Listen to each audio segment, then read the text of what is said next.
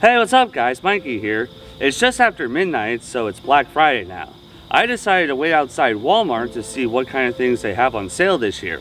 I always wondered how bad this can truly be, and yep, it's truly bad. It makes me miss the times when Walmart was open 24 hours a day. Well, I didn't need any of the electronics that were on sale, but I did find the last Yoshi's Woolly World amiibo I needed to complete my collection. Well, looks like the all-nighter worked out after all. Thank you, Spiky Cleats. I bet I still would have gotten it sooner if the store was open for 24 hours, but whatever. After 41 episodes of SpongeBob Season 1, 39 episodes from Season 2, and 37 of Season 3, that can only mean one thing. The SpongeBob SquarePants movie. It's very good. But for now, we're strictly going to be sticking to the episodes for the foreseeable future. And going by that logic, the next up on the list is the clear indication that the show was now going to continue on for longer than it should have. Fear of a Krabby Patty is the episode where Mr. Krabs opens a Krusty Krab for 24 hours a day after seeing Plankton give the Chum Bucket new business hours, which would result in his employees collapsing from exhaustion, to get SpongeBob to tell Plankton the Krabby Patty's secret formula. This episode aired on May 6, 2005, and is the first episode of many things. It's the first episode to premiere in the year 2005, the first episode where SpongeBob's voice is much higher pitched than previously. Aye, sir!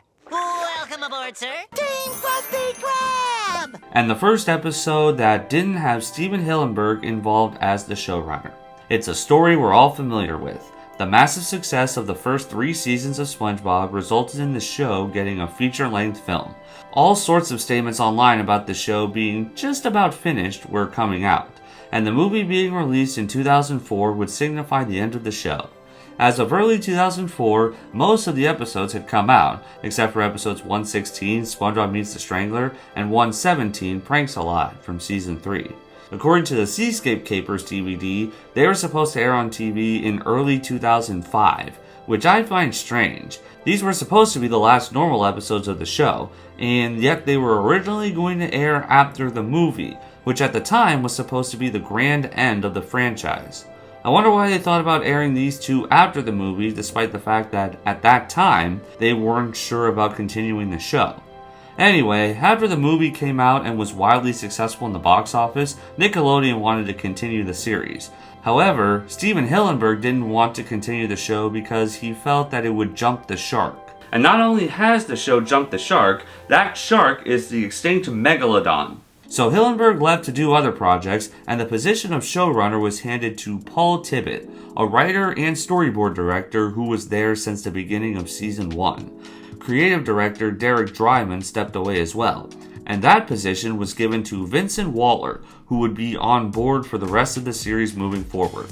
Hillenburg was still credited as executive producer during the end credits, but he wasn't directly involved in the same way he was previously. At the time, it was unclear how many episodes would be ordered.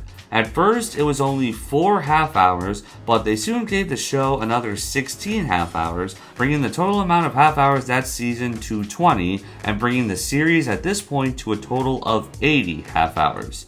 Several of the show's original writers and storyboard directors left the series, and new ones came in.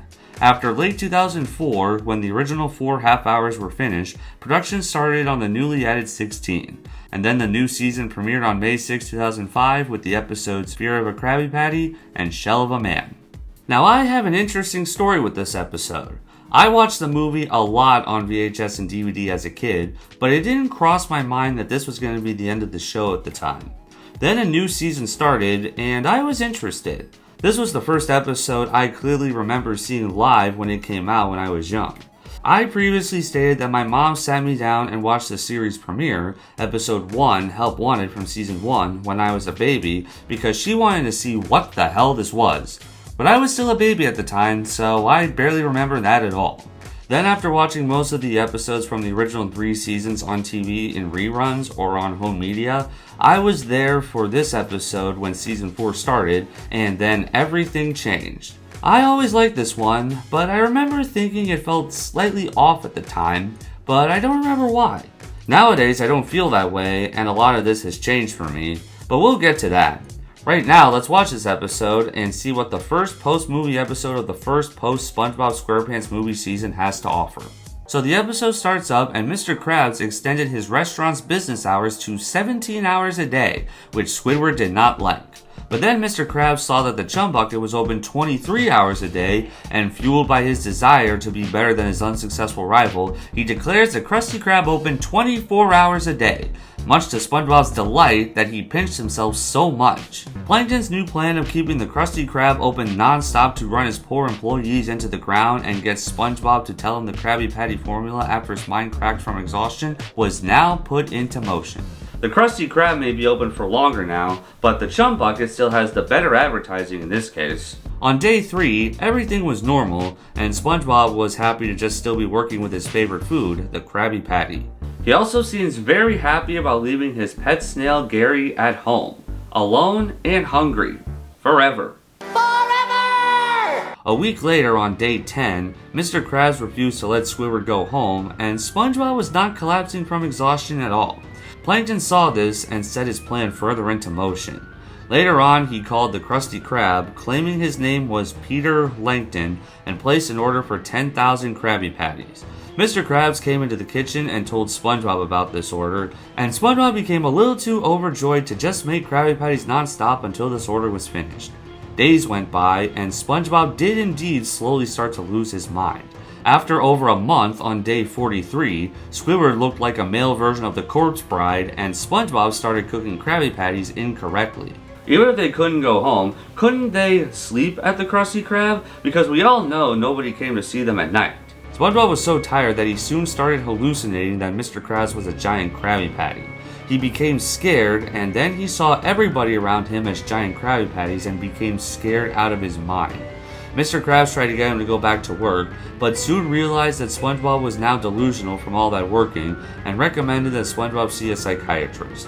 Plankton threw a flyer in that had his fake name advertising himself as a psychiatrist who specializes in Krabby Patty phobias. Oh man, I was hoping for Heineken phobias. SpongeBob went to the Chum Bucket disguised as a psychiatrist's office and saw Plankton disguised as a shrink. Plankton tried a few different psychology-based ways to trick SpongeBob into revealing the Krabby Patty secret formula. He had SpongeBob close his eyes and tell him what he sees, which resulted in... Wait, where'd you get that piano? Saying a word and having SpongeBob say the first word that pops into his head, which resulted in SpongeBob saying the same thing Plankton said, and arranging words on cards into a secret formula, which resulted in another piano-based injury. Too bad the second technique didn't result in a piano. After that, Plankton resorted to hypnosis. He hypnotized SpongeBob to fall asleep, and it worked. Plankton then tried to wake him up, but to no avail. SpongeBob was having a dream where he caught a jellyfish, but a giant Krabby Patty in his dream caught and ate him, clearly not knowing about catch and release. SpongeBob found himself in his bedroom, and a giant Krabby Patty came to him, but he was kind and gave him something to help his overworked brain. SpongeBob was happy to no longer be afraid of Krabby Patties, and Plankton woke him up. SpongeBob felt cured and ran back to work, leaving Plankton begging SpongeBob to come back. Back at the Krusty Krab, SpongeBob was back to normal after getting some sleep. Mr. Krabs learned to no longer have the Krusty Krab open for 24 hours, but instead 23 hours, and then left. SpongeBob did too until Mr. Krabs told him to get back to work, and the episode ends. How long was SpongeBob asleep for if he was able to catch up on 43 days of no sleep? So that was Fear of a Krabby Patty, and I have quite a bit to say on that episode. First off, I will say that even to this day, I don't mind how SpongeBob's voice is a lot higher pitched, even though I do remember some friends saying that they didn't like how they quote-unquote replaced SpongeBob's voice. And to that, I always told them, they never replaced Tom Kenny, they just had him speak in a much higher pitch at that point. I can understand why it would be annoying though, but I was never in that camp. There's a lot of things that people find annoying that I don't find as annoying as others. And SpongeBob's higher pitched voice during seasons 4, 5, 6, and 7 is one of them. Next up, it's clear that the crew stuck to having the SpongeBob SquarePants movie be the end of the show, because the Krusty Krab 2 is neither seen, heard, nor mentioned, so I like that. For the most part, it's easy to tell which is a new season purely from the season's visual style, especially at this point. You can tell season 2 from 1, 3 from 2, and even now, 4 looks distinctive enough from 3. And I'd argue that this episode is the biggest indicator of that, from a visual standpoint and not so much from the writing side. The characters here look a bit different in this episode compared to the rest of the season, which will be made much more apparent in the next episode and onwards. I do remember thinking the characters did look different from what I was used to, but looking back on them now, they look like a slightly lower quality version of how they did in the movie. And they look spectacular there in my opinion, so I like it quite a lot more now. There are a lot of funny gags in here that I can't get enough of, like Mr. Krabs thinking Plankton is a spider bug and crushing him when SpongeBob's eyelids get ripped from closing them so tightly, and the huge 23 hours a day sign by the chum bucket. My favorite gag is by far, without a doubt, when SpongeBob grabs a piano out of nowhere and crushes Plankton with it. It's so out of nowhere and abrupt, and I love it. One of the best gags ever done in SpongeBob in my opinion, but Aardvark can never say it did that. I also love when Squidward zips up the Krusty Krab order window, and then when SpongeBob bursts through it later. Too bad my window can't do that. And the second time Plankton got crushed by a piano is good too. I'd probably say my favorite sequence in the episode are the first few attempts by Plankton to get SpongeBob to reveal the formula. My best friend and I quoted that scene so many times in the school cafeteria. The first and third attempts, which result in a piano, makes me wish that during the second attempt, SpongeBob and Plankton would have said, Potato. Potato. Tomato. Tomato. Piano. I think that would have made the scene perfect. There's also some great dialogue throughout too.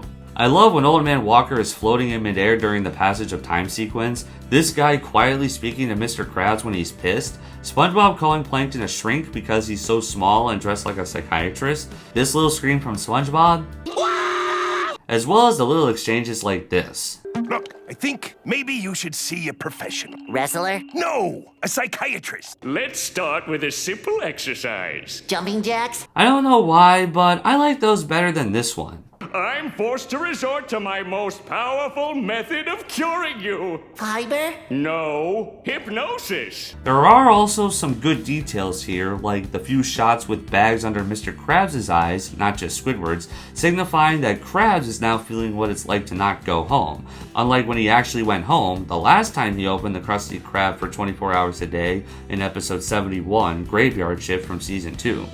I like SpongeBob slowly going insane as visualized from the passage of time, and the consistency with how Squidward looks worse the longer he's awake for. I actually do remember being a bit scared during this scene when SpongeBob saw the giant Krabby Patties, but that was especially because of the music used here. House of Horror, appropriately the most scary music track ever used in SpongeBob. So while this is a good episode all around, there are some signs as to what will come from the show in the future. Occasionally having some recycled plots, Mr. Krabs becoming so much more of a dick, way more Plankton focus, and some of the characters being flanderized a bit too much. Some of this is fine because more Plankton focus means he gets more character development, which is usually handled well, but others, not so much. And Mr. Krabs is slowly on his way to becoming the most unlikable character in the show. But I'll give this episode a pass because he wasn't thinking clearly here since he didn't get any sleep either. But later episodes won't have an excuse. But thankfully, it won't be nearly as bad this season as it will be in the future. But putting that aside and looking at this episode for what it is, it's still fine at the very least. It's got some funny moments we've come to expect from the show at this point, and it's a good season premiere that does set the standard for what this new season 4 of the show will be like, for better or for worse. But I will say, having to work for 24 hours, that sounds a lot like what a mom has to do, which makes me feel sorry for all parents out there, especially moms. If anybody deserves a break from what they're doing, it's them. Preve of Krabby Patty is a good episode. It's clear that we can expect different things from season 4 onwards, and while this episode does kinda get that point across, I'd say it's still worth the watch regardless. It may not be the best episode this season, and it does kinda set the standards for what's to happen for the rest of the series, but it's still fine nonetheless. Oh, it just hit me! That's why Walmart isn't open 24 hours a day anymore, because everybody who worked there collapsed from exhaustion.